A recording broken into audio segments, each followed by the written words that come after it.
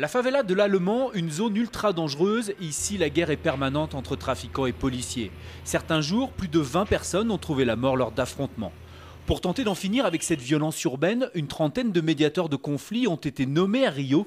Anciens trafiquants ou ex-prisonniers, ils tentent de limiter les dommages collatéraux dus aux affrontements entre police et gangs armés. Il y a les trafiquants d'un côté, la police de l'autre. On vit au milieu d'un conflit, alors on essaye de parler avec chacun, d'amener un peu de paix. On ne tente pas de réconcilier les deux parce que c'est impossible de faire s'entendre chat et rat.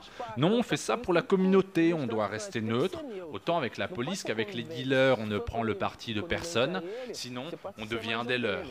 Autre situation à la Rocinha, la plus grande favela d'Amérique du Sud avec ses 180 000 habitants.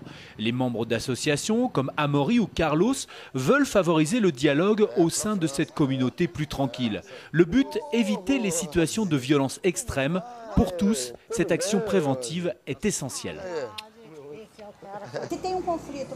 En cas de conflit, les habitants vont commencer à se disputer et le ton va monter. Ici, avec le médiateur, chacun exprime son point de vue.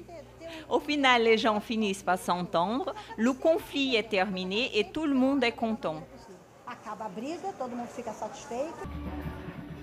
Loin du dialogue, cette maison criblée de balles de gros calibre symbolise la situation de Vigario Geral.